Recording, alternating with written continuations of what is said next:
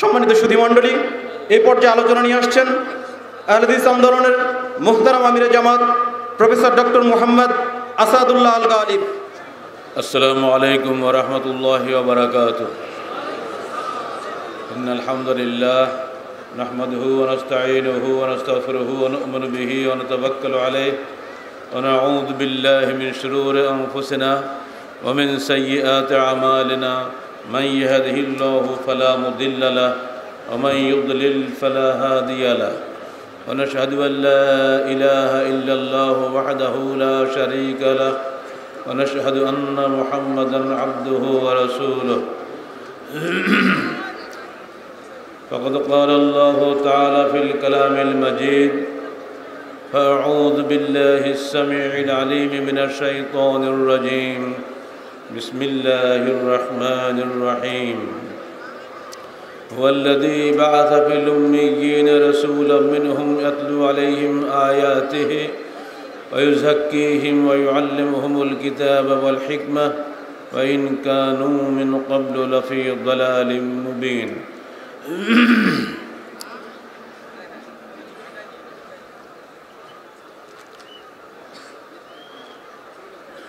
সম্মানিত উলামায়ে কিরাম,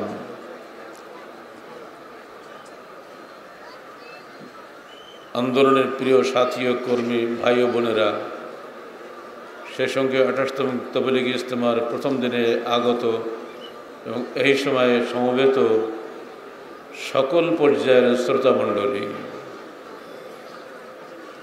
আহলে হাদিস আন্দোলন বাংলাদেশ কি জন্য আপনাদের সামনে এই বিশাল তাবলীগ ইজতেমার আয়োজন করেছে, আপনাদেরকে কি বলার জন্য, কি দাওয়াত দেওয়ার জন্য, এই বিষয়টি আপনাদের কাছে স্পষ্টভাবে তুলে ধরা আমাদের জন্য অত্যন্ত আবশ্যক।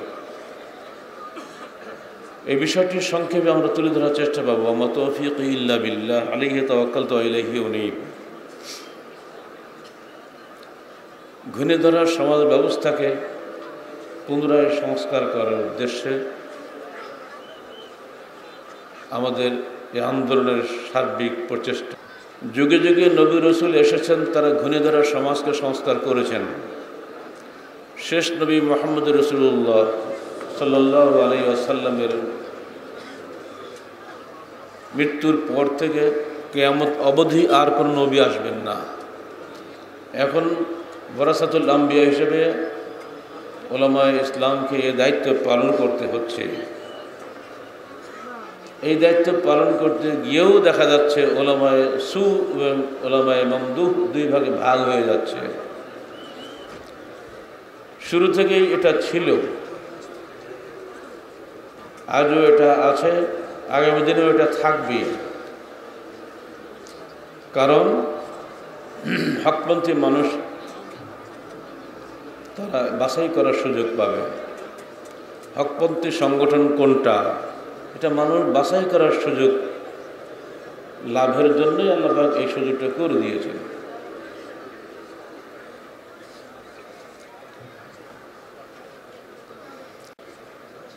শেষ নবী আগমনের পূর্বে আরব দেশের যে দুরবস্থা ছিল, সে দুরবস্থাকে উত্তরণের জন্য যেভাবে আল্লাহ পাক ব্যবস্থা করেছিলেন, তার মধ্যে আমাদের শিক্ষণীয় বিষয় রয়েছে। সে শিক্ষণীয় বিষয়গুলি আমাদের মনে রাখতে হবে। কিভাবে তিনি তার সমাজকে সংশোধন করেছিলেন, সে পদ্ধতিটি আল্লাহ পাক এখানে বলে দিয়েছেন। আল্লাহ পাক বলছেন, হুয়াল্লাযী বা'আসা ফিল উম্মিয়্যিনা রাসূলাম মিনহুম ইয়াতলু আলাইহিম আয়াতিহি ওয়া ইউযাক্কিহিম ওয়া ইউআল্লিমুহুল কিতাবা ওয়াল হিকমা ওয়া ইন কানূ মিন ক্বাবলু লাফী দালালিম মুবিন।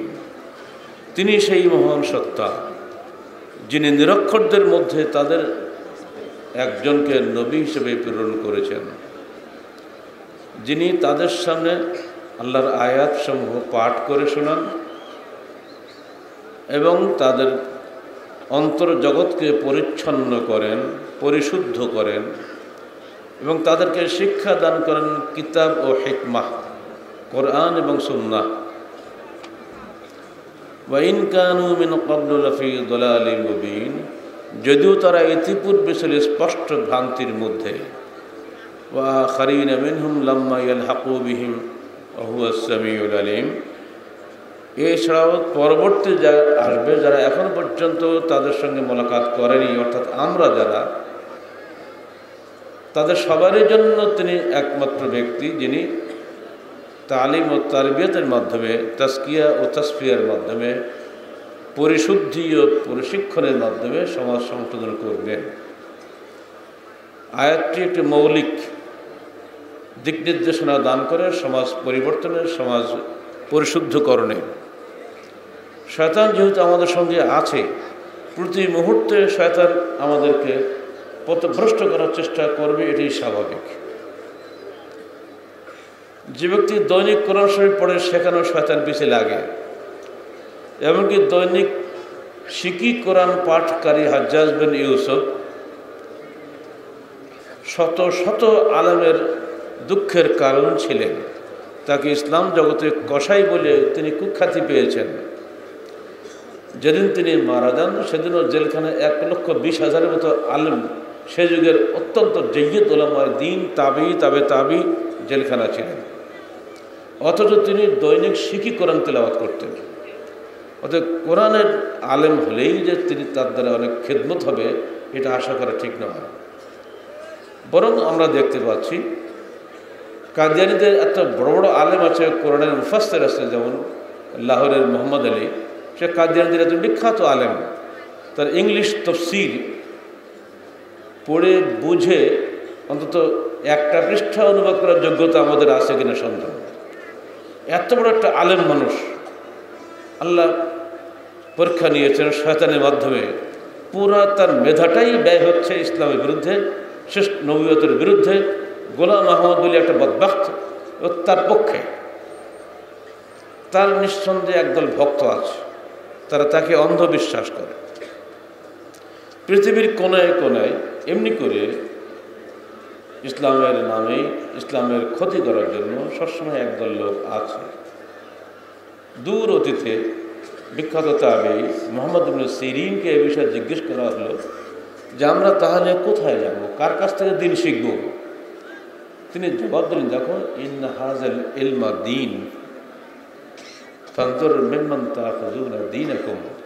দেখো, কোরআন হাদিসের ইলম একটা দিন।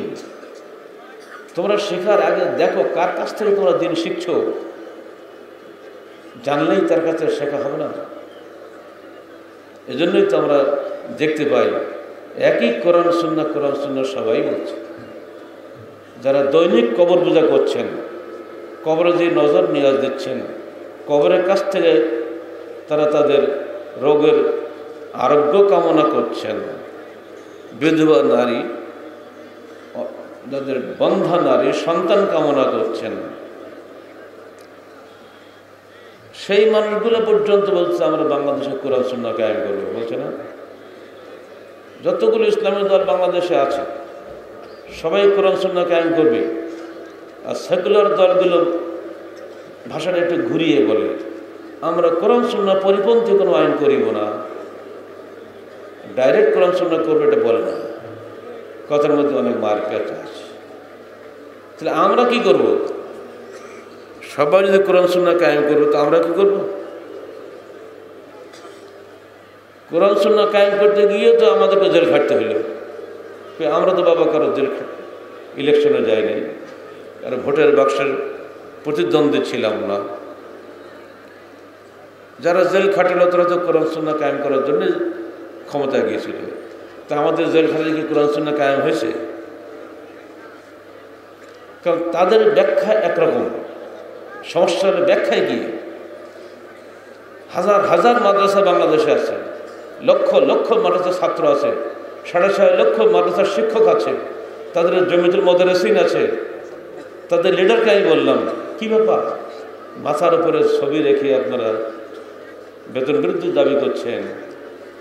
আপনারা হাদিস পড়েন না, লা তাদখুলুল মালায়েকাতু বাইতান ফীহি কালবুন ওয়া লা তাসাবি। ওই ঘরে কখনোই রহমতের ফেরেশতা প্রবেশ করে না যে ঘরে কুকুর থাকে এবং ছবি থাকে, অথচ আপনারা মাথায় ছবি রেখে কোরআন হাদিস পড়াচ্ছেন? জবাব নেই, কারণ বেতন বৃদ্ধি। আপনারা দাবি করেন, দেখেন না সরকার শোনে কি না, দাবি করারও সাহস নাই। তাহলে ওনারা যদি ক্ষমতায় যায়, ওরা কোন কোরআন সুন্নাহ কায়েম করবে? কবর নিয়ে তাদের ব্যবসা, তারা যদি ক্ষমতায় যায় ওরা কোন কোরআন সুন্নাহ কায়েম করবে? চট্টগ্রামে আমাদের মসজিদে যারা হামলা করলো, 5,000-এর ঊর্ধ্বে মুসলমান টুপি দাড়ি নিয়ে স্লোগানের পরে স্লোগান, আহলে হাদিসের মসজিদ চলবে না চট্টগ্রামে। কারণটা কি? যাদের কাছে একজন আহলে হাদিস মুসল্লির জীবন সম্পদ মসজিদ নিরাপদ নয়, তাদের কাছে কিভাবে দিন নিরাপদ হতে পারে? তাদের কাছে মানুষের জানমাল কিভাবে নিরাপদ হতে পারে? তার সাথে হাজার গুণ ভালো ওই সেকুলার গভর্নমেন্ট যারা আমাদের হত্যা করেনি, ক্ষতি করেনি। পার্থক্য বোঝানোর জন্যই বলছি, প্রত্যেক ভাইকে আমরা সম্মান করি, শ্রদ্ধা করি, যারা যতটুকু করে যাচ্ছেন সবার খেদমতকে আমরা স্বীকার করি, কারোর প্রতি আমাদের কোনো বিদ্বেষ নাই। কিন্তু আমাদের উপরে এত হামলা কেন? যত রাগের কেন্দ্রবিন্দু এখানে কেন? আমরা তো কারোর উপরে কিছু বলি না কারোর বিরুদ্ধে। কি জন্য? কারণ একটাই, যে রাসূলুল্লাহ সাল্লাল্লাহু আলাইহি সাল্লামের যে তালিম ও তারবিয়ত ছিল, যার ভিত্তিতে ওই তালিম ও তারবিয়ত এবং সেই ভিত্তিটি আমরা পুনরায় সমাজে পেশ করেছি। আমরা বলেছি তিনি কোরআন এবং সুন্নাহর মাধ্যমে আরবের সমাজ সংশোধন করেছিলেন। আমরা ঠিক সেটাই করতে চাই, কোনো মানুষের নিজস্ব রায় অনুযায়ী নয়। আপনার মাদ্রাসায় বুখারী খতমে বুখারী হয়, খুব খাওয়া দাওয়া হয়, ওখানে খতমে বুখারী করে আপনার ছাত্রটা 20 টাকার তারাবি পড়ে, আর আমাদের নওদাপাড়াতে জীবনে খতম বুখারী আজ পর্যন্ত হয় নাই। এখানে বুখারী শরীফ পড়ে সেই ছেলে 8 টাকার তারাবি পড়ে, বুখারীর দোষ না, যে পড়ে তার দোষ। ওখানে বুখারী পড়ে নিচে হাত বাঁধে, এখানে বুখারী পড়ে বুকে হাত বাঁধে, কার দোষ? ঔষধের দোষ না ডাক্তারের দোষ? ডাক্তারের যদি চরিত্র নষ্ট হয়ে যায়, ওই ঔষধ দিয়ে ডাক্তার রোগী মেরে ফেলে দেবে। আমাদের উপরে মানুষের রাগের কারণ এখানে। দলবদ্ধ মোনাজাতের বিরুদ্ধে যখন আমরা কথা বললাম, আপনি নিজে আহলে হাদিসের দাবিদার হয়ে আমাদেরকে পিটালেন। এইগুলো আমাদের তিক্ত অভিজ্ঞতার পিছনে রেখে কিন্তু কথাগুলো বলতে হচ্ছে। সবাই কোরআন সুন্নাহ বলতে বলতে গলা ফেনা, মুখে ফেনা তুলে দিচ্ছি আমরা, আর এত ফজিলত বয়ান করছি যে একেবারে 49 কোটি গুণ নেকি পাওয়া যাবে। আমাদের পুঁজি বাড়া 10টা, একটা নেকি কাজ করলে 10টা নেকি, তাই না? আর অন্য জায়গায় যে এগুলো নেকি কাজ করলে কোটি কোটি নেকি, তো মানুষ সেখানে যাবে না কেন? বন্ধুরা আমার, সমাজ সংস্কার ব্যতীত সমাজের কল্যাণ আশা করা যায় না। লাঠি মেরে কশ্চিনকালের সমাজ সংশোধন হয় না। সমাজ সংস্কারের জন্য প্রয়োজন কেন? যে বর্তমানে মানুষের মৌলিক মূল্যবোধ একেবারে তলানিতে নেমে গেছে। আল্লাহ পাক বলছেন, লাকাদ যারানা লিজাহান্নামা কাসীরাম মিনাল ইনসি ওয়াল জিন্নি লাহুম কুলুবুন লা ইয়াফকাহুনা বিহা ওয়া লাহুম আযানুন লা ইয়াসমাউনা বিহা ওয়া লাহুম আ'য়ুনুন লা ইবসিরুনা বিহা উলাইকা কাল আনআমি বাল হুম আদাল। আমরা সৃষ্টি করছি জাহান্নামের জন্য একদল মানুষ, যাদের অন্তর আছে কিন্তু বোঝে না, কান আছে কিন্তু শোনে না, চোখ আছে কিন্তু দেখে না। ওরা হলো চতুষ্পদ জন্তুর মতো, বরং তার চাইতে নিকৃষ্ট। এটা দিয়ে বোঝা গেল যে মানুষ এই সুন্দর দেহটা নিয়ে আমরা বসে আছি, এরই মধ্যে আমাদের কাউকে আল্লাহ পাক এমন উন্নত চরিত্রের সৃষ্টি করে দিয়েছেন, যারা ফেরেশতাকে ডিঙিয়ে মেয়েরাজে আল্লাহর কাছে সাক্ষাৎ করার যোগ্যতা রাখে। ঠিক না? আপনি বললেন না উনি গেছে, মধ্যে নূর ছিল এই জন্য গেছে, আসলে তাই। আল্লাহ পাক তার নিজস্ব ক্ষমতারে দুনিয়ার সব পেরিয়ে, মহাশূন্যের সমস্ত বাধা পেরিয়ে একটা রক্ত মাংসে গড়া মানুষ মোহাম্মদ রাসূলুল্লাহ সাল্লাল্লাহু আলাইহি সাল্লামকে মেরাজে নিয়ে আল্লাহ নিজে সাক্ষাৎ দিলেন। যেখানে জিবরিলের প্রবেশাধিকার নাই, সেখানে আল্লাহ পাক তাকে প্রবেশাধিকার দিলেন। এই যে মানুষের সর্বোচ্চ মর্যাদা আল্লাহ পাক দেখিয়ে দিয়েছেন। দুনিয়াতে বসে অঙ্গুলে হিলনে, আঙুলের ইশারায় চন্দ্র দ্বিখণ্ডিত করার তৌফিক আল্লাহ পাক তাকে দিয়েছেন। তার নির্দেশে জীবন্ত একটা গাছ উঠে তার সামনে এসে চলে আসছে, সেজদা করেছে, মাথা নিচু করে ছায়া করেছে। এত কিছু করার যোগ্যতা আল্লাহ পাক মানুষকে দিয়েছেন। অথচ এই মানুষ একেবারে নিম্ন স্তরে পৌঁছে গেছে। হেন অপকর্ম যে তারা করেনি, আরবের লোকরা করেনি বলে, আবু জাহেল, আবু লাহাব অন্যায় কাজ কিছু করেনি। এই মানুষগুলো কী করে পরিবর্তন হয়ে গেল? বিশ্বাসের পরিবর্তনের মাধ্যমে মানুষের সার্বিক জীবন পরিবর্তন হয়। এটাই বলছিলাম আপনাদের সামনে। আর এটাকে বলে মানবিক মূল্যবোধ। দেহ ও আত্মার সমুন্নত চাহিদার নিয়ন্ত্রিত স্ফুরণকে মূল্যবোধ বা ভ্যালু বলা হয়। মানুষ ও জীবজগতের কল্যাণ সাধনের মাত্রা অনুযায়ী মূল্যবোধের মাত্রার কম বেশি হয়। যে কাজে মানুষের বা সমাজের কোনো কল্যাণ নেই, ওটাকে মূল্যবোধের হিসাবেই ধরা হবে না। যে কাজে সমাজের কল্যাণ আছে, ওটাই হচ্ছে মূলত মূল্যবোধ, ওটাকে বলা ভ্যালু। এই মূল্যবোধ যখন তলানিতে নেমে যায়, তখন এই সমাজে অশান্তি, দাবানল সৃষ্টি হয়। আজকে মূল্যবোধের যে অবস্থা আমরা দেখছি, বিশ্বের সর্বাধিক ক্ষমতাধর রাষ্ট্রনেতাদের হাতের মুঠোর মধ্যে এখন বিশ্ব ধ্বংসের বোতাম এসে গেছে। তারা তাদের সমস্ত মেধায় অর্থ সম্পদ ব্যয় করছেন মানুষ হত্যার খাতে। যদি তারা এগুলিকে মানুষ রক্ষার খাতে ব্যয় করতেন, তাহলে বিশ্ব মানবতা রক্ষা পেত, এগিয়ে যেত। এটা কেন করছে? মানবিক মূল্যবোধ তাদের মধ্যে নাই। তো সবচেয়ে বড় প্রয়োজন ছিল আজকে একটা মানুষকে মানুষ বানানো। কিভাবে মানুষকে মানুষ বানানো যাবে? যুগে যুগে জ্ঞানীরা বহু চিন্তা করেছেন, কিন্তু চিন্তার কোনো ডিসিশনে তারা আসতে পারেন না। এখানে গিয়েই আল্লাহর পক্ষ থেকে বিধান এসে গেছে। তিনি জানিয়ে দিয়েছেন, তোমরা এইটা করো, তাহলে তোমার মানবিক মূল্যবোধ তোমরা ফিরে পাবে। হত্যাকারী ওমর দেহরক্ষী ওমরে পরিণত হল। আজও সেটা সম্ভব, যদি আপনার মূল্যবোধের মূল বিষয়বস্তুটি আপনার উপলব্ধি আসে। তাহলে কি সেটা? আপনাকে টার্গেট পরিবর্তন করতে হবে। আপনি দুনিয়াকে চূড়ান্ত ঠিকানা মনে করছেন, না আখিরাতকে চূড়ান্ত ঠিকানা মনে করছেন? আপনি নিজেই নিজের জীবনের সিদ্ধান্তদাতা মনে করছেন, না আপনার সৃষ্টিকর্তার প্রেরিত বিধানকেই নিজের জীবনের সিদ্ধান্তদাতা বলে মনে করছেন? এই সিদ্ধান্ত আপনাকে নিতে হবে, নইলে আপনি ধ্বংস হয়ে যাবেন। আজকে এমন মূল্যবোধ চলছে পৃথিবীতে, নিজের সন্তান নিজের বাপের মুখে আগুন না দেওয়া পর্যন্ত, যে মায়ের দুধ খেয়ে আমি মানুষ হয়েছে, সে মায়ের মুখে আগুন না দেওয়া পর্যন্ত তার কল্যাণ হচ্ছে না, সে স্বর্গে যাচ্ছে না। এটা কি মূল্যবোধ হলো?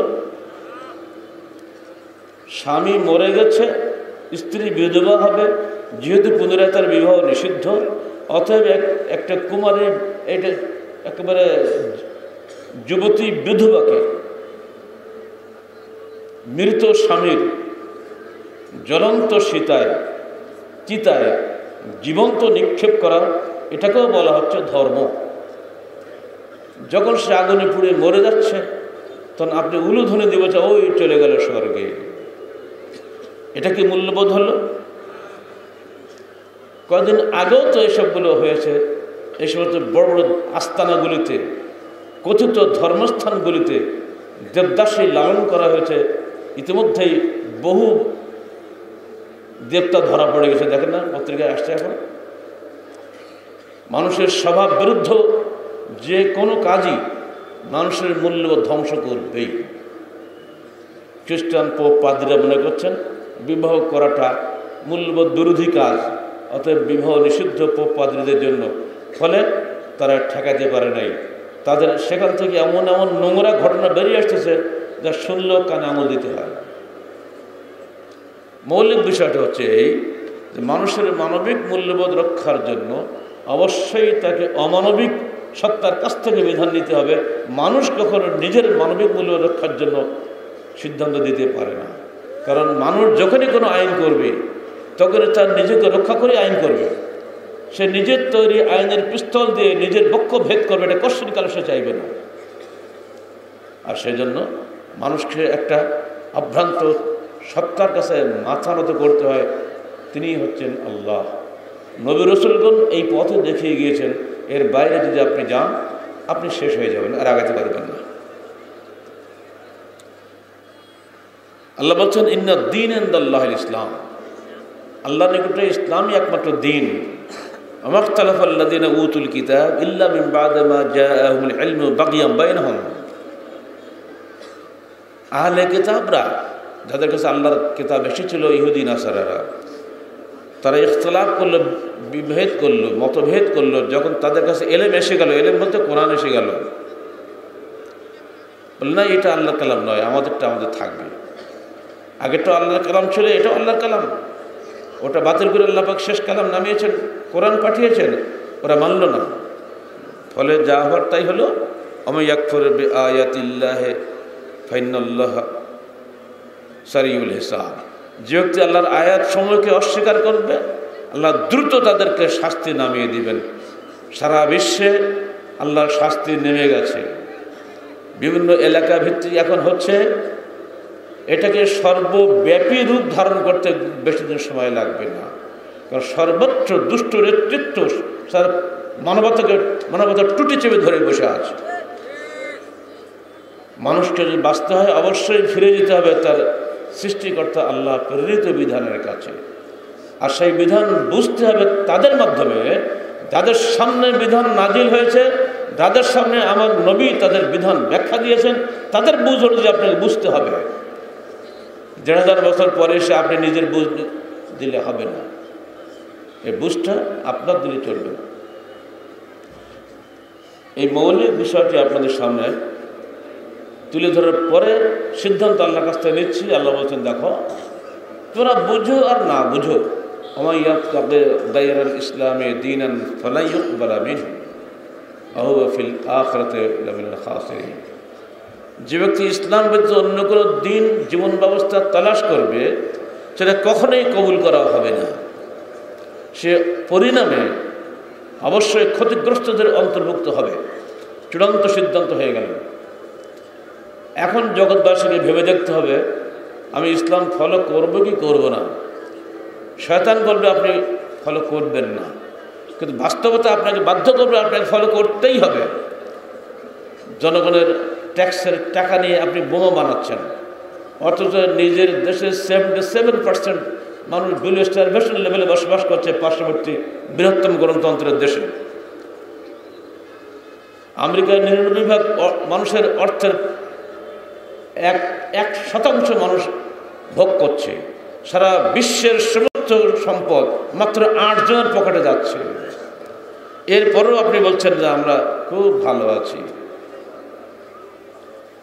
রক্ত শোষিত হচ্ছে এইভাবে। সুদকেই এখন আমরা ব্যবসা বলছি। আবু জেহেল সুদের আর ব্যবসার পার্থক্য বোঝে নাই। সংক্ষেপে আপনার বোঝার চেষ্টা করুন। 100 টাকাতে 110 টাকা দিলে টাকায় টাকা আসে। টাকায় কি সম্পদ আসে? টাকা কি চিবিয়ে খাওয়া যায়? টাকায় কি পেট ভরে? টাকা কি কোনো খাদ্যবস্তু? না। আমার সঙ্গে রেসপন্স করার চেষ্টা করবেন। টাকায় টাকা আসলো, বছরটা মুভ করে দেন ভাই, ঠান্ডা লাগে বোঝেন না, ঘুরে ঘুরে তাদের করবে। টাকায় টাকা আসলে টাকা কোনো ভোগ্যবস্তু নয়, কিন্তু টাকায় যখন সম্পদ আসে তখন ওটা ভোগ্যবস্তু হয়। সোনার বদলে সোনা, রূপার বদলে রূপা, লবণের বদলে লবণ, যতটুকু দিয়েছেন ততটুকু নিতে পারেন, কিন্তু বাকিতে আপনি লেনদেন করেন তখন আপনাকে সেটাই দিতে হবে। 100 টাকার মাল দিলেন, 100 টাকার মালই আপনাকে ফেরত দিতে হবে। তো টাকার বিনিময়ে টাকা নেওয়াটা হলো সুদ, আর ব্যবসার বিনিময়ে লাভ নেওয়াটা সুদ নয়। কারণ ব্যবসা করলে মাল চারিদিকে ছড়িয়ে যায়, ফলে একজনের উৎপাদিত তরকারি সবজি সবার ঘরে ঘরে পৌঁছে যায়। কিন্তু টাকার বিনিময়ে টাকা বৃদ্ধি পেলে টাকাই বৃদ্ধি পায়, কিন্তু টাকা কোনো কাজে লাগে না, ওর কোনো ভ্যালু নেই।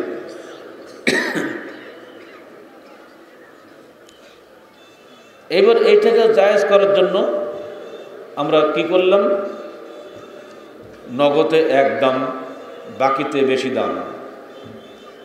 নগদে একটা মালের দাম 100 টাকা, বাকিতে একটা মাল নিলে 120 টাকা। বাবা একসঙ্গে না করো, এই 20 টাকা তুমি কিস্তিতে দাও, আসল টাকা চাই না, কিস্তির টাকা শোধ করো। ঘরে ঘরে এনজিও এগুলি করছে না, ব্যাংকও তাই করছে না, মহাজনটা তার চেয়ে বেশি করতেছে। সেই রেখে আসা আবু জেহেলের যুগের সুদ নামে বেনামে এখনো চলছে। নাম আরবিতে দিচ্ছে মোরাবাহা। মানুষ আরবি নাম শুনলেই কিন্তু খুশি হয়ে যায়। একটু আগে দেখলাম সৌদি হোমিও ফার্মেসি, দেখে এলাম গাড়ির মধ্যে বসে। ডাক্তার হলো বাঙালি, ওষুধ হলো হ্যানিম্যানের, নাম হলো সৌদি। অর্থ সৌদি বললেই ধার্মিক রুগীরা এখানে চলে আসবে। এই যে স্পষ্ট প্রতারণা চলছে সমাজে, এর বিরুদ্ধে আলেম সমাজের কোনো বক্তব্য নাই। বন্ধকি প্রথা চলছে ঘরে ঘরে। জমি বন্ধক রাখেন, 1000 টাকা বিনিময়ে 1 বিঘা জমি। আপনি এই জমিটা নিজে ভোগ করছেন, যে মালিক সে তাকে ভোগ করতে পারছে না। এরপর 1000 টাকা তাকে দিতেই হবে। 10 বছর যদি দিতে না পারেন, ওই 10 বছরে ওই লোকটা জমি ভোগ করবে। আপনি কিন্তু পরে 1000 টাকা আবার পুরোপুরি নিচ্ছেন। মাঝখানে যে জমি চাষ করে আপনি ভোগ করলেন, এই ভোগ করার টাকাগুলো কি হলো আপনার? 100 টাকার বিনিময় হচ্ছে না, 1000 টাকার বিনিময় হচ্ছে না। কুল্লু কারজিন জাররা নাফআন ফাহুয়া রিবা। প্রত্যেক ঋণ যার লাভ নিয়ে আসে ওটাই সুদ। মুসলমানদের সমাজে এগুলো সমানে চলছে। ফলে মুসলমানদের সমাজে অর্থনৈতিক উন্নতি নাই। আমরা সবাই সালাত আদায় করছি, কিন্তু সালাত আমার কোনো কাজে লাগছে না। এর কারণ এই যে আমার রুজিটা হচ্ছে হারাম। আপনাকে অবশ্যই অবশ্যই যে কোনো সময় বিপদে পড়তে হতে পারে। আপনি সেখানে কর্জ নেবেন না, ঋণ নেবেন না। ঋণ অবশ্যই মানুষকে করতে হয় বিপদে পড়ে। ঋণের বিনিময়ে লাভ নেওয়াটা সুদ। ঋণের বিনিময়ে যতটুকু ঋণ ততটুকুই নেবেন, এটা হবে কর্জে হাসান। মাহমুদুল্লাহ কর্জুল্লাহ কর্জন হাসান আফা। যে ব্যক্তি আল্লাহকে উত্তম ঋণ দেবে, আল্লাহ পাক তাকে বহুগুণ বেশি দান করবেন। আল্লাহ আল্লাহ যাকে খুশি আরো বেশি দান করবেন। আখিরাতে বেশি করার উদ্দেশ্যে যদি কেউ মানুষকে কর্জ দেয়, সেই কর্জের কোনো নেকির শেষ নাই। দুনিয়াতে লাভবান হওয়াটা যে বস্তুবাদী চিন্তা, এই চিন্তা থেকেই সুদ ভিত্তিক অর্থনীতির মূল বিষয়টা হলো এখানে। মুসলমান দুনিয়াতে লাভ করতে চায় না, আখিরাতে লাভবান হতে চায়। আজ এই জন্য কর্জে হাসানা ভিত্তিক অর্থনীতি, জাকাত ভিত্তিক অর্থনীতি সমাজের প্রবৃদ্ধি দান করে। এ কারণে আল্লাহ পাক বলছেন ইয়ামহাকুল্লাহু রিবা ওয়া ইউরবিস সাদাকাত। আল্লাহ পাক রিবা থেকে সংকুচিত করেন এবং সাদাকাতকে প্রবৃদ্ধি দান করেন। যত বেশি সাদকা দিবেন, ধরে নিন আপনি একজন শিল্পপতি, আপনি 1 কোটি টাকা দামের শিল্প তৈরি করলে, কাপড় তৈরি করলেন। আপনার যে কর্মচারী তারা কিন্তু কাপড়টা কিনবে, কিন্তু আপনি এই 1 কোটি টাকার জাকাত দিলেন না, সব টাকা নিজে রাখলেন, লাভটা নিজে নিলেন। ফলে ওই কর্মচারীগুলো যে বেতন আপনি দেন, সেই পরে বেঁচে থেকে আপনার একখানা দামি শাড়ি কেনার ক্ষমতা তাদের হয় না। কিন্তু যদি আপনি ঠিকমতো জাকাত দিতেন, 40 ভাগের 1 ভাগ যদি জাকাতটা দিতেন, জাকাত কিন্তু ওই অভাবগ্রস্ত লোকেরাই নিত, আর ওই জাকাতের টাকা দিয়েই কিন্তু আপনার শাড়িটা সে খরিদ করত। কথা বুঝতে পেরেছেন? তাহলে হতো কি, আপনার মিলও চলতো, ওই ব্যক্তির খাওয়া পড়ার বিষয়টা সহজে ভরণ পোষণের ব্যাপারটা হয়ে যেত। তা আপনার চিন্তা হলো আমার টাকা সব আমি রাখবো, কাউকে দেব না। এতে ভুল হচ্ছে এই যে আপনি একসময় যোগের মতো শোষণ করতে করতে ফুলি মোটা হবেন। যোগ মরে কখন? পেট ভরে যায় আর খেতে পারে না, তখন যোগ পড়ে মরে যায়। মশা মরে কখন? মশার রক্ত খেত থেকে যখন ফুলের ট্যাপলা হয়, লাল টকটকা হয়ে যায়, তখন মশা অটোমেটিক মরে যায়। ওই রক্ত মশার কোনো কাজে লাগে না, ওই রক্ত যোগের কোনো কাজে লাগে না। ঠিক সুদখোরের সুদ তার নিজেরও কোনো কাজে লাগে না, অন্যেরও কোনো কাজে লাগে না। বখিলের মাল বখিলের কোনো কাজে লাগে না, অন্যের কোনো কাজে লাগে না। আহলে হাদিস আন্দোলন বাংলাদেশ শুরু থেকেই এই বন্ধকি প্রথা, এই কিস্তি প্রথা, মোরাবাহার নামের সুদখোর প্রথার বিরুদ্ধে সংগ্রাম করে আসছে। যদি আপনার মধ্যে ঈমান থাকে, আপনি কখনোই পরকালের বিক্রি করে দুনিয়া কামাই করতে পারেন না। হচ্ছে কিন্তু সেটাই। আন্তর্জাতিক বিশ্ব সুদী অর্থনীতির মাধ্যমে মুসলিম দেশগুলোকে জোকের মতো শোষণ করে গরিব থেকে আরও গরিব করে দিচ্ছে। এইখানে এক কেজি কফি এখানে 20 কিলোমিটার দূরে চলে যান, 10 টাকা কেজি পরিমাণকে এখন বোধ 2 টাকা কেজিও পাওয়া যাবে। ওইটা যখন নওদাপাড়া আসবে 20 কিলোমিটার দূরে, এখানে এসে 10 টাকা কেজি হয়ে যাবে। মাঝখানে যে 9 টাকা লাভ করবে, যে কষ্ট করে মাথার ঘাম পায়ে ফেলে যে কৃষক ফসল উৎপাদন করলো, সে কিছুই পাচ্ছে না। মাঝখানে মধ্যস্বত্ব ভোগীরা সব পেয়ে যাচ্ছে। এটার নাম কোশ্চিনকালে কোনো অর্থনীতি নয়। এটাকেই গণতান্ত্রিক অর্থনীতি বলে আমরা সবসময় স্লোগান দিয়ে বেড়াচ্ছি। জি না, ইসলাম লা তাজলিমুনা ওয়ালা তুজলামুন, জুলুম করো না, অত্যাচারিত হয়ে না, পরিষ্কার কথা। এটা অর্থনীতির রূপ আমরা ধ্বংস করে দিয়েছি। এখানে আল্লাহ রাসূল বলছেন, যখন সুদ তোমাকে অবশ্যই নিঃস্ব করে ফেলবে। যারা সুদ ব্যবসা করছেন, আমেরিকাতে নিঃস্ব হয়েছে, এদেশেও সুদ নিঃস্বতা এসে যাচ্ছে, আমরা নিঃস্বতার মধ্যে চলে যাচ্ছি, আগাতে পারছি না। মৌলিক কারণ সুদী অর্থনীতি। এ বিষয়ে গত ইজতেমায় একটা প্রবন্ধ বের হয়েছিল তাহরিকে বায়ে মুআজ্জাল। এই ইজতেমায় ওটা আপনারা বই আকারে পাবেন, বাড়িতে নিয়ে একটু ডিপলি পড়ার চেষ্টা করবেন। আরবিতে নাম দিলেই সুদ হারাল হবে না, ওটা হারামই থাকবে, যে কায়দায় আপনি খান না কেন। আবার বলি, 100 টাকা নগদ নিয়ে 120 টাকা বাকিতে বিক্রি করা, এটা কি জায়েজ না হারাম বললাম? এই কিস্তিতে যদি হয় আপনার সুবিধা হয়, এরপরেও এটাকে হারাম বলতে হবে। আপনি যুক্তি দিচ্ছেন, আমি তো একটু সুবিধা দিচ্ছি, সুবিধা পাওয়ার অধিকার আপনার একার নয়। কারণ এই ব্যবসায় দাতার কোনো ঝুঁকি নেই, যিনি গ্রহীতা তারই কোনো ঝুঁকি আছে, তাই না? যিনি টাকা দিচ্ছেন তার কোনো ঝুঁকি নেই, যিনি টাকা নিচ্ছেন সমস্ত ঝুঁকি তার। ব্যবসায় যদি সে লাভ করতে পারে তবে দেবে, না পারলে তার জমি জমা বেশি কিনে হলেও টাকা দিতে হবে। ব্যবসা তাকেই বলে যেখানে প্রফিট লস শেয়ারিং হয়, উভয় পক্ষে ঝুঁকি থাকে। আর সুদ তাকেই বলে সুদ দাতার কোনো ঝুঁকি নেই, সুদ গ্রহীতার যাবতীয় ঝুঁকি থাকে। অর্থাৎ সুদই হলো যাবতীয় ঝুঁকির দায় দায়িত্ব সুদ গ্রহীতার, আর ব্যবসায় ঝুঁকি থাকে উভয় পক্ষের। পার্থক্য হচ্ছে না? এখানে ব্যাংক বলুন, মহাজন বলুন, যিনি হোক না কেন, কেউ ঝুঁকি নিতে রাজি নয়। ঝুঁকি নিতে খেলে ওই ব্যক্তির, যে ব্যক্তি টাকা নিয়েছে আপনার কাছ থেকে, তাকেই ঝুঁকি নিতে হচ্ছে। এটা নিয়ম নয়। ইসলাম এই অর্থনীতি কোশ্চিনকালে সমর্থন করে নাই। এটা খালি একটা সাইড। এবার আমাদের যত ঝামেলা হয়েছে আমাদের ইবাদতের ব্যাপারে, ধর্মীয় ব্যাপারে, ছোটোখাটো বিষয় নিয়ে আমাদের যত হইচই, এতে নিয়ে যত মজহাব, যত তরিকা, সব কিছু এখানে গিয়ে ঢুকে পড়েছে। এখানে মৌলিকভাবে দুটো আকীদা কাজ করছে। ইমানের সংজ্ঞার আকীদা, ইমানের সংজ্ঞা কি, এ বিষয়ে যারা পুরোপুরি বুঝতে পারেন না তাদেরকে বোঝানোর জন্য খালি বলে দিই, বহু ভাগ আছে। আমাদের সবাই তৌহিদবাদী মুসলমান। ইমানদার বলি, আসলে আমরা আমার আগের বক্তা বলছিলেন তোমরা অধিকাংশে মুমিন বটে কিন্তু তোমরা মুশরিক। আমি হাসপাতাল থেকে ফেরার পথে গাড়িতে শুনলাম এই বক্তব্য হচ্ছে সম্ভবত আখতার বোঝা দিচ্ছিল, এটা কথা ঠিক। আমরা মুমিন বটে কিন্তু আমরা মুশরিক। কারণটা কি জানেন? আমাদের আকীদা গোলমাল হয়ে গেছে। কি ঈমান কাকে বলে? সংজ্ঞা নেন।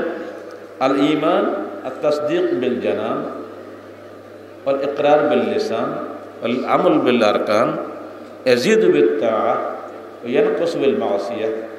আল ঈমান ওয়াল আসল ওয়াল আমল ওয়াল ফারআ। বাংলায় বলি, হৃদয়ে বিশ্বাস, মুখে স্বীকৃতি, কর্মে বাস্তবায়নের সমন্বিত নাম হচ্ছে ঈমান, যা আনুগত্যে বৃদ্ধিপ্রাপ্ত হয়, গুনাহে হ্রাসপ্রাপ্ত হয়। বিশ্বাস হলো মূল, কর্ম হলো শাখা। এটা হচ্ছে আহলে হাদিসের ঈমান, আহলে সুন্নাত ওয়াল জামাতের ঈমান। এটা হলো সঠিক সাহাবায়ে কেরামের ঈমান। এবার খারেজিদের ঈমানটা কীরকম? তারা বলে বিশ্বাস, কর্ম, স্বীকৃতি তিনটাই ঈমানের মূল। একটা যদি সমস্যা ঘটে যায়, ঈমান থেকে খারিজ হয়ে যাবে, তার রক্ত হালাল হয়ে যাবে। যেহেতু বাংলাদেশের সরকার এবং ধনিক শ্রেণী আল্লাহর বিধান মানে না, সেহেতু এদের রক্ত হালাল। অতএব এই সুযোগে জঙ্গিবাদের একটা সুন্দর উস্কানি দেওয়ার ব্যবস্থা করে নিয়েছে।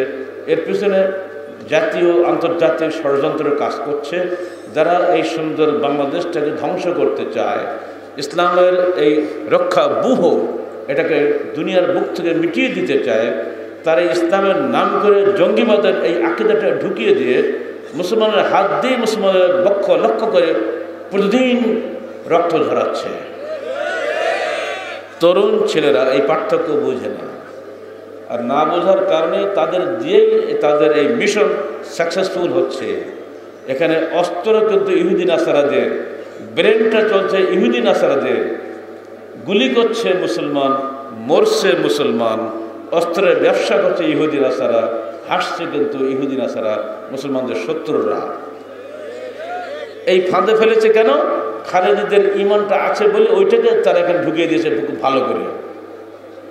জেলখানায় বসে আমি একটা কথা শিখে এসেছি, জব তক রহেগি মক্খি, জব তক রহেগি নাজাসাত তব তক রহেগি মক্খি। যতক্ষণ নাপাকি থাকবে ততক্ষণ মাছি থাকবে। অতএব নাপাকি দূর করো, মাছি পালাবে। এটা জেলখানে এক জঙ্গি নেতার কাছ থেকে ভালো করে শিখে এসেছি। এটা আমার জিহাদি কিতাব বইয়ের মধ্যেও আমি দিয়ে দিয়েছি। আমি তাকে ছোট্ট করে জবাব দিয়েছিলাম, সে জবাবটা আপনাদের শিখিয়ে দিই। বলে দেখো, তো নাজাসাত দূর করা তোমাদের কারোর পক্ষে সম্ভব নয়। তো নাজাসাতের মূল হচ্ছে ইবলিস, তাই না? ওই ইবলিসকে আল্লাহ এমন হায়াত দিয়েছে, ও কিয়ামতে আগে মরবে না। অর্থাৎ নাজাসাত থাকবেই, ওকে হটানো যাবে না, আর মুখিও হটানো যাবে না। তোমরা আকীদা পরিবর্তন করো। তখন বলছে, তাই তো স্যার, এটা তো মাথায় একদিন আমাদের আসেনি। তো মাথায় আসতে হবে।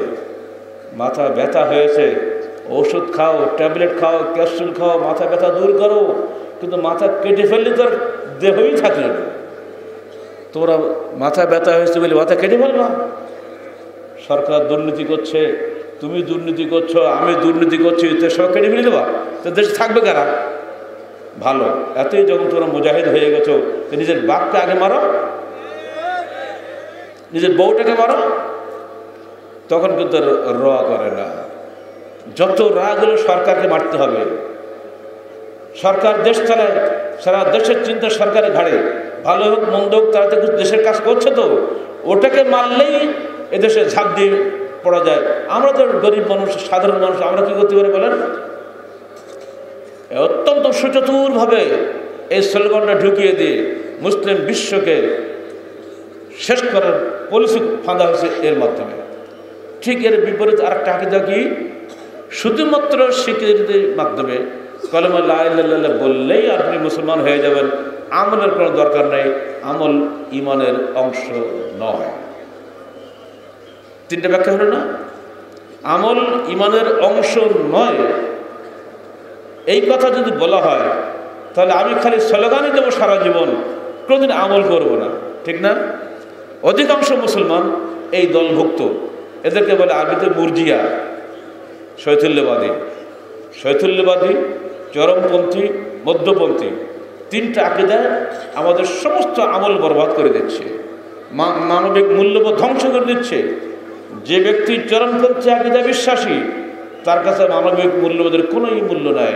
সে নিজে সালাত আদায় করে, কোরআন শরীফ পড়ে অত্যন্ত চমৎকারভাবে, কিন্তু যখন একটা মানুষটা দেখছে যে এই মানুষটা সহি তরিকায় সালাত আদায় করে না, বাস খতম করে দেওয়া, তাকে মূল্যবোধ থাকলেও। আর একজন দেখছে যে আমলের কি দরকার, আকীদা তো ঠিক আছে, অতএব তুমি সালাত আদায় করো বা না করো, জেনা করো, বেবিচার, ওই জানা, ওই সারাকা, যা খুশি তুমি করো, তুমি পাক্কা মুসলমান হবে। তার কাছে কোনো মূল্যবোধ থাকবে না। ইফটিজিং হচ্ছে, নারী ধর্ষণ হচ্ছে, নারী নির্যাতন হচ্ছে, এরপরে সে পাক্কা মুসলমান থাকছে, কারণ তার আমল তো ইমানের অংশ নয়। এই আকীদার লোকদের বলা আছে মুরজিয়া। বাংলাদেশে শুধু নয়, পৃথিবীর প্রায় অধিকাংশ মুসলিম কান্ট্রিতে এই তিনটা মৌলিক আকীদা কাজ করছে। সালাফি আকীদা কশ্চিনকালেও চরমপন্থী আকীদা নয়, সালাফি আকীদা কশ্চিনকালেও মুরজিয়া আকীদা নয়। এখন যে সমস্ত আহলে হাদিস, জন্মগত আহলে হাদিস, তাদের মধ্যে কোনো প্রশিক্ষণ নাই, তারা যদি কেউ এমনি করে চরমপন্থী আকীদায় চলে যায়, সালাত কিন্তু রফরদান করে আদায় করে, আপনার সে পার বেশি ঠেসে গায়ে লাগিয়ে দেয়, তাতে সমস্যা নেই। কিন্তু ওর আকীদার মধ্যে চরমপন্থা ঢুকে গেছে, ওর আকীদার মধ্যে এমনি করে সেকুলারিজম ঢুকে গেছে, খালি নারাতেক বুদ্ধি মুসলমান হয়ে যাব, ওই লোকটাকে আহলে হাদিস থাকবে? এবার ফতোয়া আপনাদের দেওয়া লাগবে। একজন লোক খালি রফরদান করে, আকীদা চরমপন্থী, ওকে আহলে হাদিস? শুধু রফরদান করে, আকীদা জেনা বেবিচার সবই করে, এবং সেটাকে কোনো সমস্যাই মনে করে না, ওকে আহলে হাদিস? আহলে হাদিস আন্দোলন বাংলাদেশ ওইসব আহলের সঙ্গে ঐক্য করবে যাদের মধ্যে এই আকীদা মজবুত আছে, আমলটা ঠিক সহিহ হাদিস অনুযায়ী আছে। পবিত্র কোরআন ও সহিহ হাদিস ভিত্তিক আকীদা ও আমলের মাধ্যমে একটা সমাজ পরিবর্তন হয়। মানবিক মূল্যবোধ তার কাছে নিরাপদ। আর যার মধ্যে চরমপন্থী আকীদা ঢুকে গেছে, তার কাছে তার বাপের জীবনও নিরাপদ নয়। যার মধ্যে শৈথুল্যবাদী আকীদা রয়েছে, তার কাছে তার পরিবারটাও নিরাপদ নয়। আমাদের কাছে ছেলেরা ফতোয়া চায়, প্রতিদিন জুমার পরে আমার কাছে যতগুলো ফতোয়া জবাব দিতে হয়, প্রায় এক কথা আসে, তরুণ ছেলেরা এখন অনেক দিনদার হচ্ছে, তার বলে স্যার আমি দাঁড়িয়ে রেখেছি, আমার বাপ মাকে তো খাওয়া বন্ধ, দলিল অমুকের দাঁড়িয়ে নেই, এত বড় নেতা, তারপর আল্লাহর রহমত আছে বলেই তো নেতা হয়েছে, তার দাঁড়িয়ে নেই, কিছু নেই, তার কোনো দোষ হয় না। তুই এই ছোটবেলায় কেন দাঁড়িয়ে রাখবি? আমি কি করবো বলেন? স্যার আব্বা সুদি চাকরি করে, আমি কি করবো, কোথায় যাব? ছেলেদের মধ্যে আস্তে আস্তে ইমানের জজবা ফিরে আসতেছে। এগুলো বিষয়ে আপনার খেয়াল রাখবেন। যারা বাবা হয়েছেন, হারাম পরিত্যাগ করেন, হারাম খাবেন না। স্মরণীয় পত্রিকায় পৃথিবীর সবচেয়ে নাম করা কি দাউদ নাকি ডন, বড় ডন দাউদ নাম না, দাউদ ইব্রাহিম, তার ছেলে বলেছে আমার বাপের টাকা আমি একটা পয়সা করে স্পর্শ করব না। পৃথিবীর যত বড় টাকাওয়ালা সে হোক না কেন, আমি তার টাকা তক্ষাই করি না। আমি আল্লাহ আমাকে সৃষ্টি করেছেন, আমার রুজির মালিক আমার আল্লাহ। হে সুদখোর বাবারা, হে ঘুষখোর বাবারা, সাবধান হও। তোমার সন্তান একদিন বলবে আর বাবার ঘুষখোর বাবার টাকার আমি একটা পয়সা স্পর্শ করবো না, ফেলে দাও ওগুলো ড্রেনের মধ্যে, কোনো প্রয়োজন নাই। ঘুষের টাকা, সুদের টাকা পায়খানার চেয়েও খারাপ। জেলখানায় পায়খানা যে কি গুরুত্ব, আমি জেলখানা গিয়ে টের পেয়েছি। ফুল বাগান বানানোর নেশা আমার আছে, যেখানে আমাকে রাখছিল আমি ফুল গাছ লাগাতাম। ছেলেকে বললাম বাবা ফুল গাছ কিনে আনো রাজশাহী থেকে, লাগাইলাম, প্রতিদিন তার পরিচর্যা করতাম। সুপার সাহেবকে বললাম ভাই আমার যদি কখনো কারাদণ্ড দেয় 20-25 বছর, আমার তো ছাড়বে না, যাওয়ার কারাদণ্ড দেবে, ধরে রাখেন, আর নাহলে ফাঁসি দেবে। 2টা খুন করেছে মানুষ, আমি একটাতেও করি নাই, একটাতে খুন হয়ে ফাঁসি হয়ে যায়, তো 2টা খুন করেছে আমি, তো আমাকে সশ্রম কারাদণ্ড নিশ্চিতভাবে দেবে। তো আমাকে দয়া করে আপনি আমাকে ফুল গাছ লাগানোর কাজটা দিবেন। তো স্যার ওসব বললে আমাদের লজ্জা দেবেন না, আমরা কষ্ট দেবো কেন আপনাকে। একদিন বললাম ভাই গাছে তো সার দিতে সমস্যা, সার কিনতে কোথায় যাবো আমি, তো আপনি যে গরু বসেন, গরুর গোবর কিছু দেন তো আমাকে। তো স্যার এর সাথে ভালো সার আপনাকে দেবো। দিয়েছে ভালো সার হয় নাকি? তাহলে হবে, দেখবেন। বিকেলে দেখি এক গাদা ঝুড়ি দিয়ে সব সার আসতেই শুরু হয়েছে, আমার বাগান পুরো ভরে গেছে। শেষে বলছে স্যার সার পাইছেন? রাউন্ডে আসা রাত্রে সার তো পেয়েছি, তো কী হতো গোবর বলে তো মনে হচ্ছে না। স্যার এটা হলো আদম সার। আদম সার? তা আপনি চেয়েছিলেন গরুর সার, একটা দিয়েছি আদম সার, তার মানে কি? তখন আর বুঝে নাই কিন্তু। তা আদম মানে যে আপনারা যে পায়খানা করেন না, এগুলো মানে পচায় রেখে টেকে এগুলো সার, মানে এত জোরালো সার। এই যে কফি খান দেখেন না, মুল্লা খান, জেলখানা মোল্লার এক একটা কফি আইয়া মোটা তাজা একেবারে একটা মুল্লা কি বলে, ওই আপনাদের পায়খানা দিয়ে মুলা মানে ওই মুলার আপনাদের খাওয়ায়, আমাদের চমৎকার একেবারে আদম সার। এ ভাই একটা ভাষা শিখেছে জেলখানা গিয়ে। আমাদেরকে যে আদম সার খাওয়াচ্ছে এইসব তো সুদখোর ঘুষখোরেরা।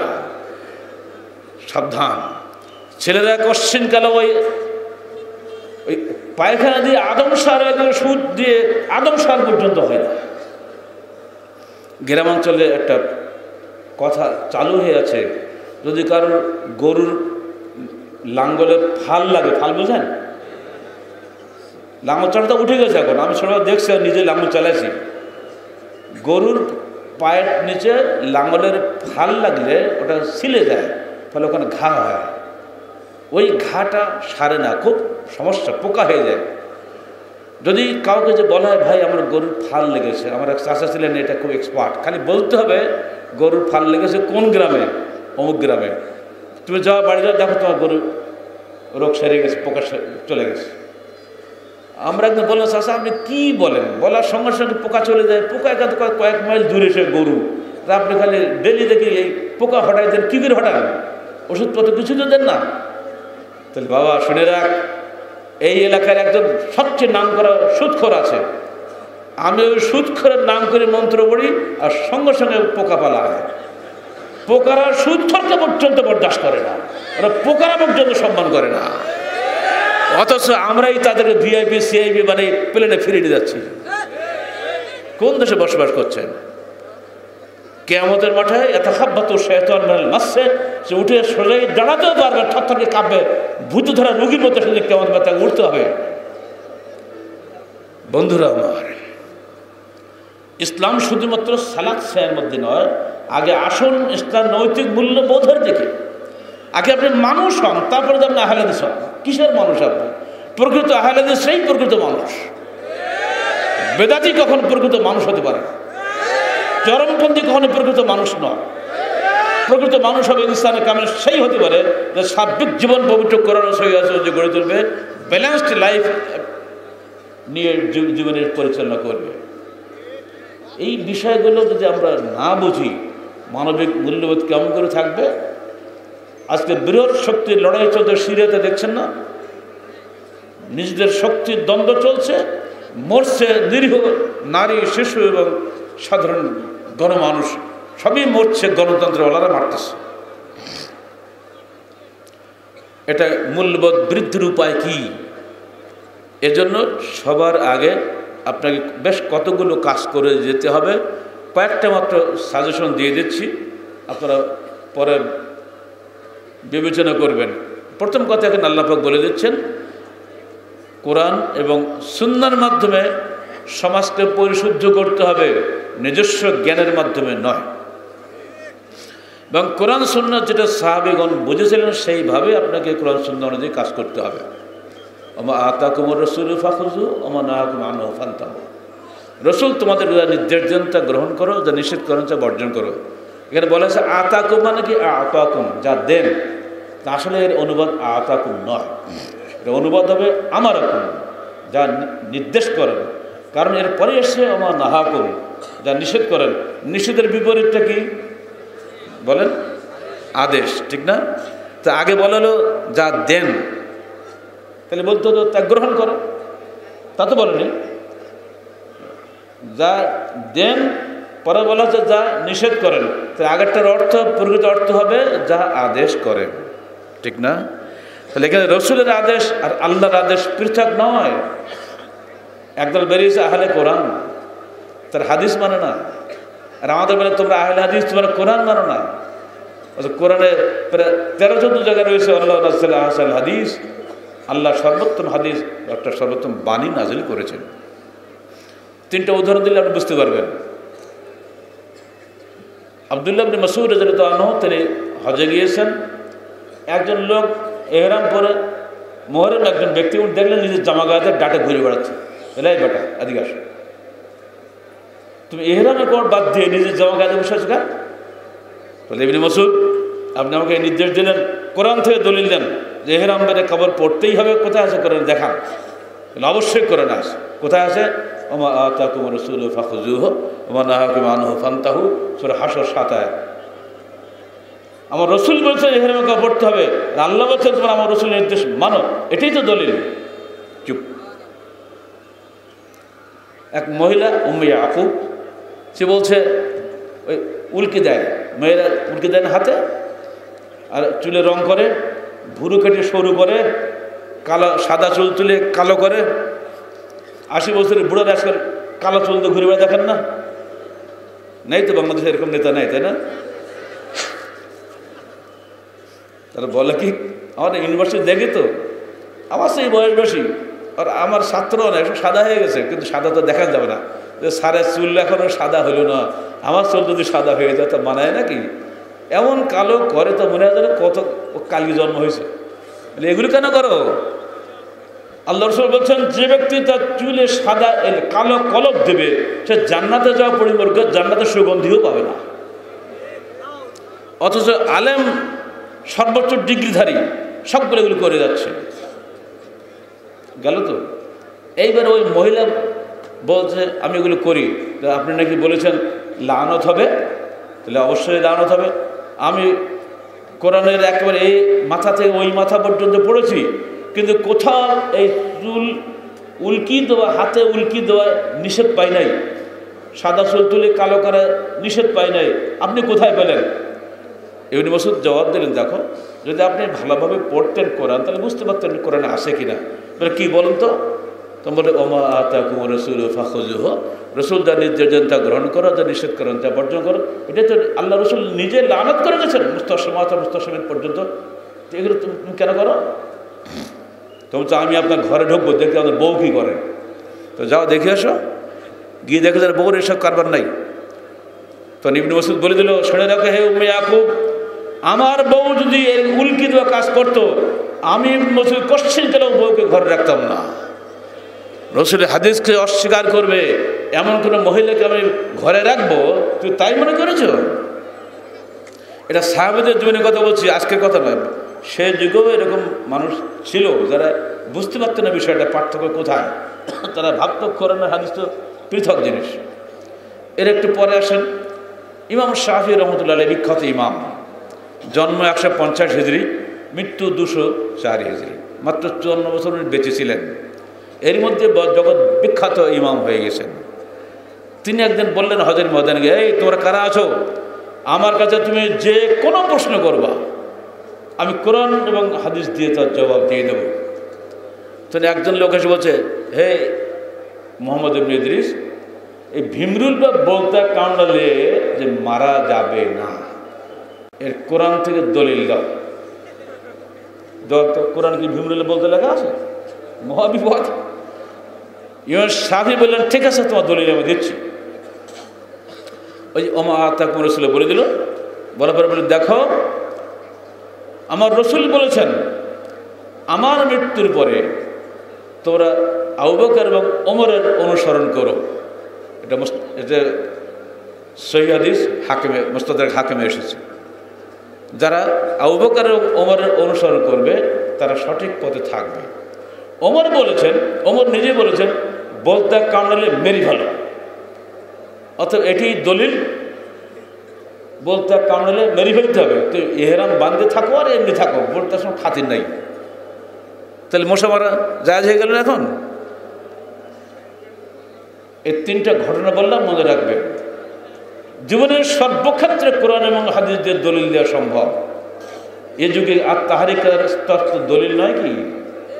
এ যুগের যুগ জিজ্ঞাসার জবাব আমরা কোরআন হাদিস থেকে দিচ্ছি না, দেখেন না।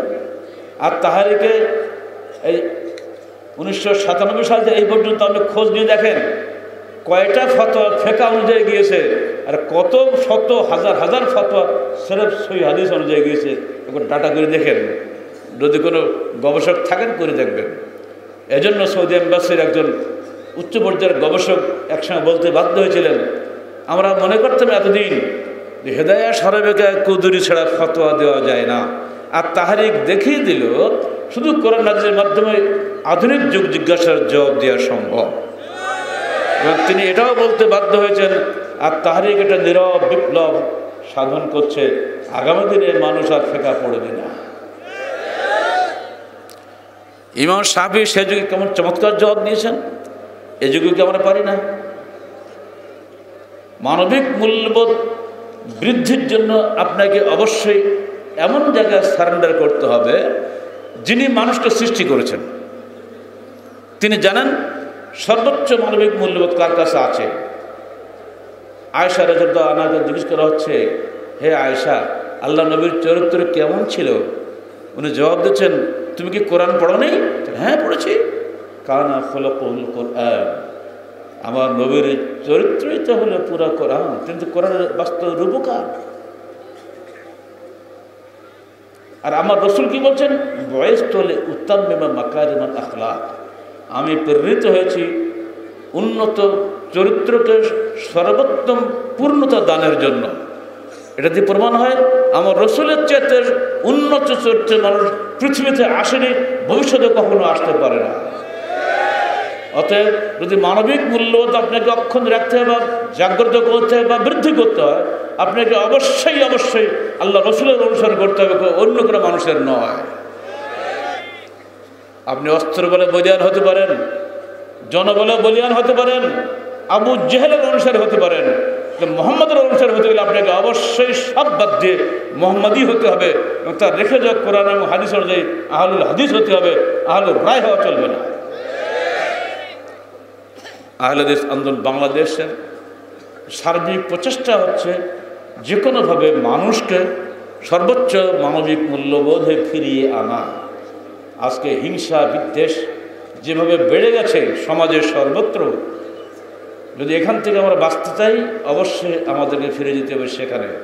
হিংসা বিদ্বেষ অহংকার এগুলো মনের রোগ, এই রোগগুলোকে হত্যা করে ফেলে দিতে হবে। এই রোগ থেকে বাঁচার উপায় নেই, কিন্তু রোগগুলোকে অবশ্যই বাঁচতে হবে, নইলে আপনার এলেম আপনাকে কষ্ট গেলে জান্নাতে নেবে না। আপনি একটা অহংকারী লোক, যতটা এলেম হন না কোনো লাভ হবে না আপনার। আপনি একটা হিংসুক লোক, হিংসুক ব্যক্তি কখনো জান্নাত পেতে পারে না, আলেম হতে পারে না। আপনি হিংসা প্রতিহিংসা পরিত্যাগ করুন, মানুষকে ভালোবাসুন। প্রত্যেক মানুষ আল্লাহর সৃষ্টি, প্রত্যেকের মধ্যে কিছু না কিছু গুণ আল্লাহ পাক দিয়েছেন। হিন্দু হোক, বৌদ্ধ হোক, খ্রিস্টান হোক, তারা মানুষ।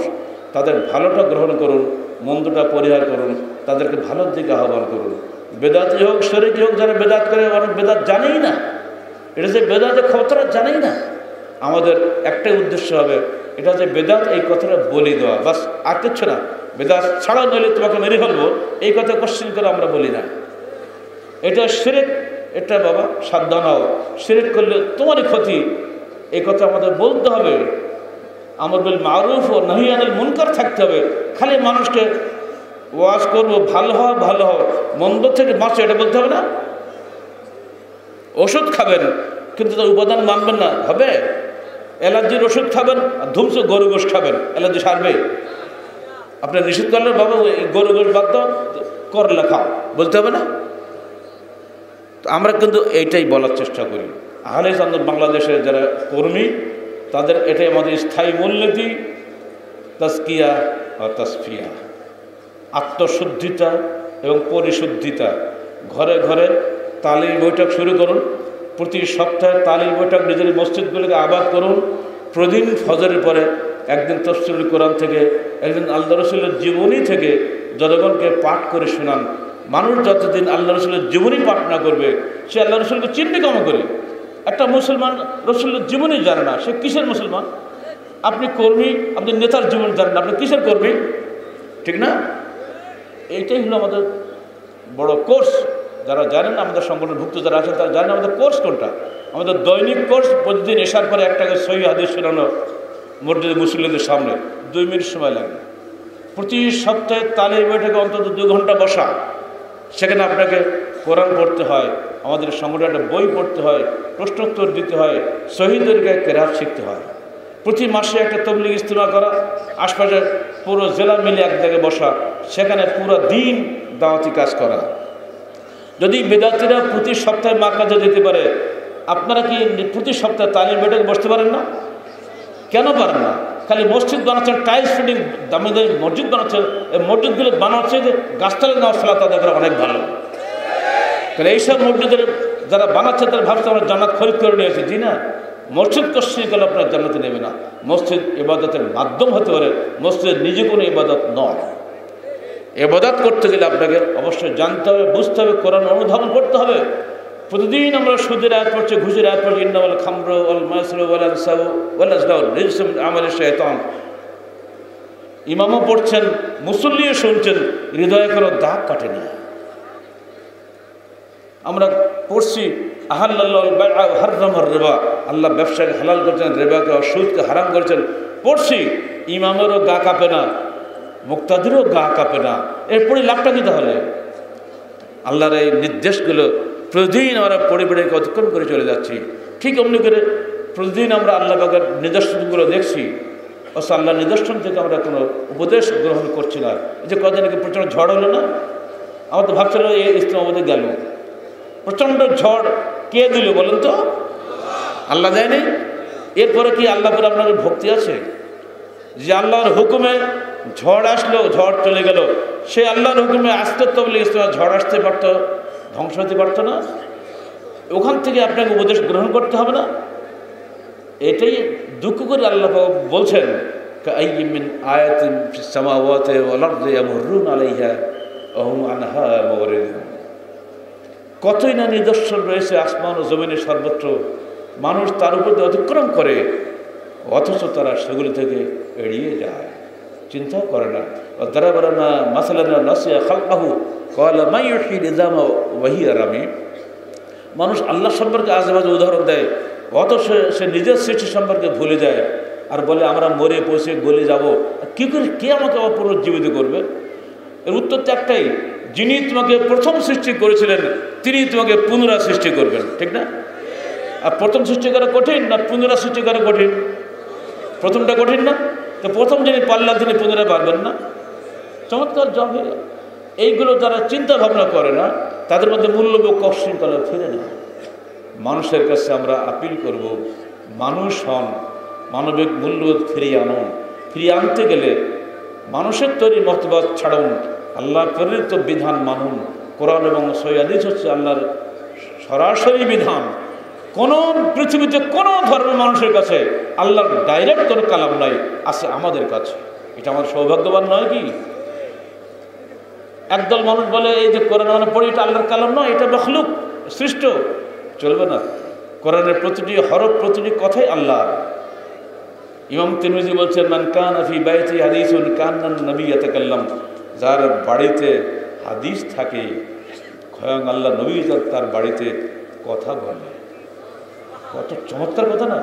এবার আমি বলি, যার বাড়িতে কোরআন থাকে আল্লাহ তার সঙ্গে কথা বলে, ফিরবে না?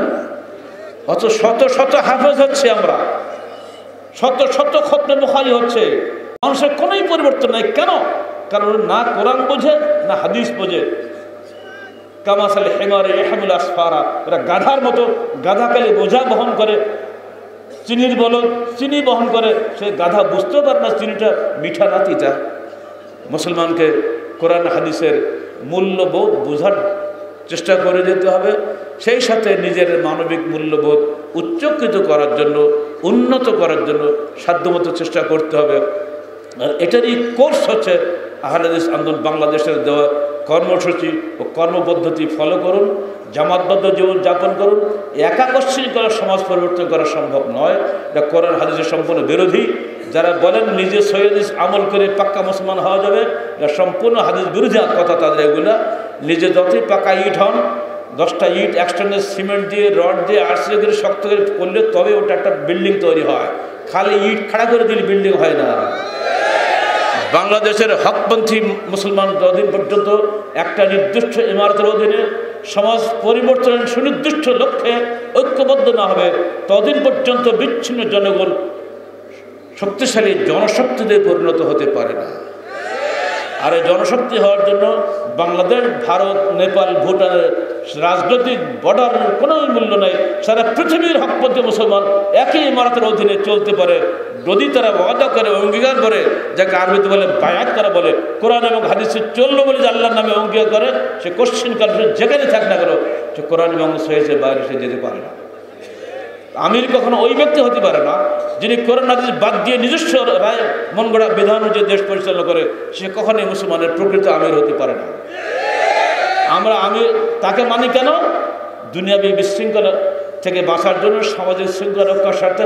এখানেও আল্লাহ রাসূলের নির্দেশ আছে বলি আমরা এটা করি, আদ্দু ইলাইহি হাক্কাহুম ওয়াসআলুল্লাহ হাক্কাকুম, তোমরা তোমাদের শাসকের হক দিয়ে দাও আর তোমাদের হক আল্লাহর কাছে চাও। শাসকের বিরুদ্ধে তোমরা বিদ্রোহ করো না। এজন্যই কিন্তু আমরা কিচ্ছু বলি না, কিন্তু অন্তর থেকে কোশ্চিন কেন ওগুলো আমরা মেনে নেই না, মানে প্রশ্নই ওঠে না।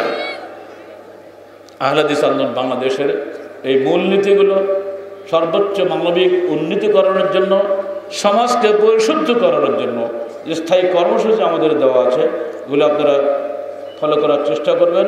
এগুলো আজকে এখানে বলে আমি শেষ করছি। মাননীয় বিদেশি অতিথি এসে গেছেন, আমরা তার নিকটে গান করব, আলোচনা শুনব। আল্লাহ পাক আমাদের সবার এই প্রচেষ্টাকে কবুল করুন। আল্লাহুম্মা তাকাব্বাল সাইয়ানা ওয়া জুহুদানা বিকবুলিন হাসান। আল্লাহ আমাদের এই প্রচেষ্টা এবং কর্ম প্রচেষ্টাকে তুমি সর্বোন্নতভাবে কবুল করো। আসসালামু আলাইকুম ওয়া রাহমাতুল্লাহি ওয়া বারাকাতুহু।